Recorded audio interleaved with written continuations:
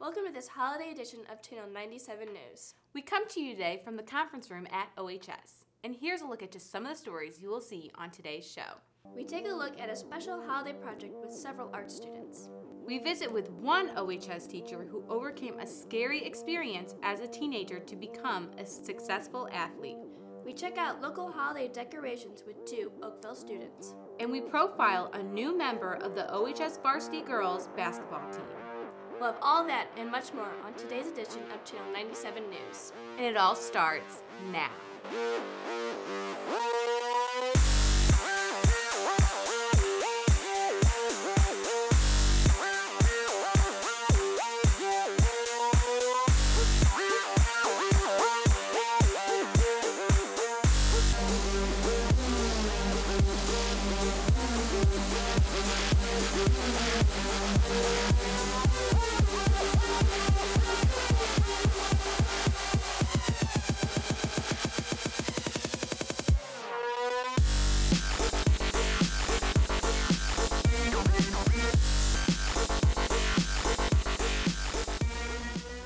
Welcome back to Eyes on the Tigers Channel 97 News. I'm Sophie Syme.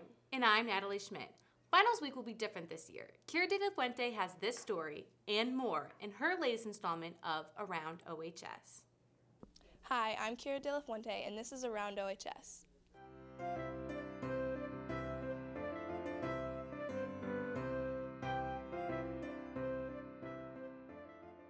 Finals will take place over a span of 4 days this year. This way, kids, it's spread out over these 4 days. You focus on one final one day, one another, and then you've only got two. And then in between the two finals on those half days, you've got some study time. The kids needed to not have three finals lumped in one. Plus, we also share, sometimes we share one or two teachers back and forth, that type of thing. It was a way of getting lunches in and still giving students time to not have to be so overwhelmed with finals. It makes it easier because a lot of the days it's broken up to where I have a really hard class and then something that like cadetting or something, so it works out pretty well. So I like it. I think it could prove to be a good change because it'll allow students to have fewer exams in a given day and have more ability to study. But I also think it's going to hurt in the long run because I don't think students are going to be as prepared for their exams because they're going to procrastinate even more than they would normally.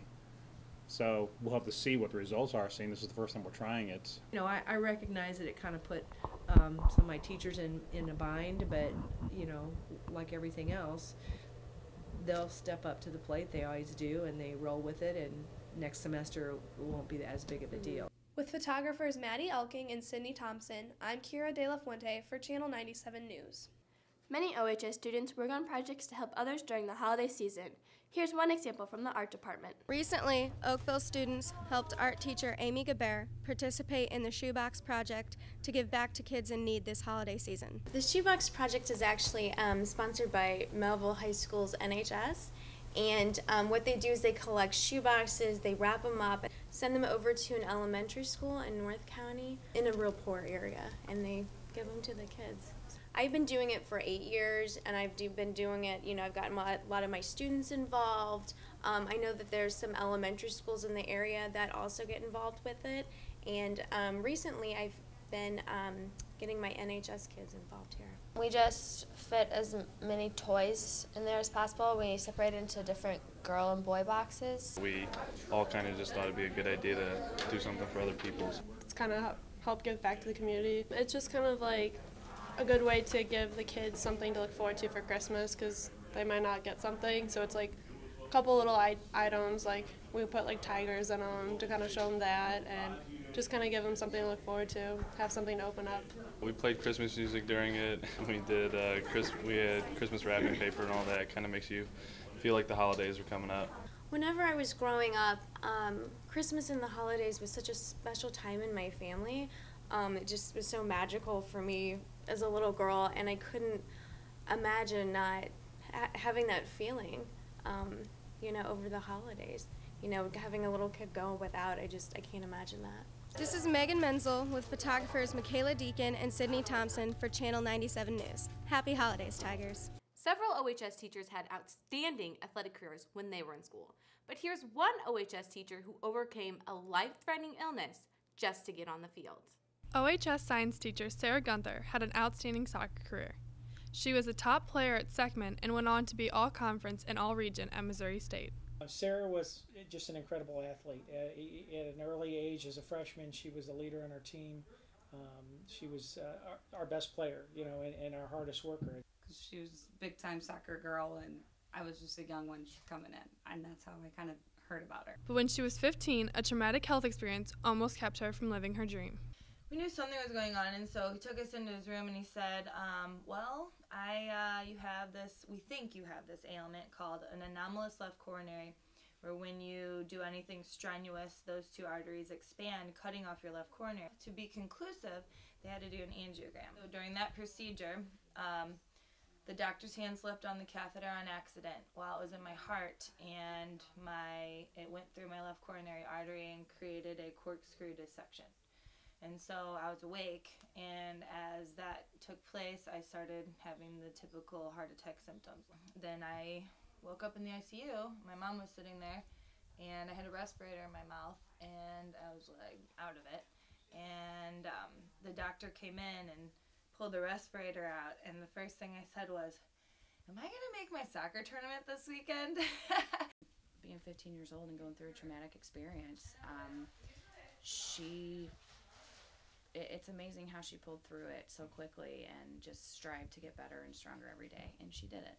In 2011, Gunther was the first soccer player inducted into Seckman's High School Hall of Fame. I just got an email actually from my principal that said that I was getting inducted this year in the Hall of Fame. She was selected for the Hall of Fame because of her performance at the high school and also because of her performance in college. I mean, it was just one of those things like, they tell you can't do something, and it's like I always tell kids, I'm like, don't ever let, someone tell you can't do something, and go out there, and that motivated me to overcome that. Though she no longer plays, she continues to live her dream by coaching the Oakville Tigers. With Kevin Darnold, this is Maddie O'Brien with Channel 97 News. If you enjoy looking at outdoor holiday decorations, you will find plenty of opportunities right here in Oakville. Morgan Smith and Morgan Williams have the story. Two Oakville students, Olivia Batonis and Maddie Palmer, go above and beyond when decorating for the holidays, with not only outdoor lights but also indoor decorations. My mom does most of the decorating over Thanksgiving. And she kind of does a little bit like every day just to get it out of the way because it takes a lot of time. I try help my daughter Jamie and fix the Christmas tree and decorate the house. Me and my grandma are normally the only ones that decorate every year, but my cousin Nolan helped. It takes me a couple weeks, only because I work full-time, so I have to do this on weekends. Both of these families love all their decorations, but some are extra special to them. If I had to pick a favorite ornament, it'd probably be this one of me and my siblings, me and my sisters when I was first born. I love nativity sets. My kids bought me a ceramic, larger nativity set that I'm really fond of. Another thing that helps make the holidays special is family traditions. Every year, me and my siblings and my mom will decorate the tree together. We put on Elf and we all decorate ornaments, and my dad usually puts the tree together with my mom. It's kind of a long process, but it's fun. Our tradition every year is we always hide an elf in the tree. My mother believed in elves, so she would always have one hidden in the tree somewhere because she said it always brought good luck. So we always have an elf in the tree. With photographer Morgan Smith, I'm Morgan Williams saying happy holidays from Channel 97 News. Of the 8 girls on the varsity girls basketball team, 4 are new, and one of them is a senior. Here's the story. The girls varsity team is working hard to prepare for this upcoming season. Yeah, I am excited for the season. Got a good group of girls to work with. They get along really well. Team chemistry is good. They enjoy being together on the floor. So a lot of the intangibles are there to make for a pretty decent season. So we'll see what happens. For one girl in particular, this season is a triumphant return to the court. The girls, Alyssa Norberg really encouraged me to come back and play because she knew my talent, and Bosch did too.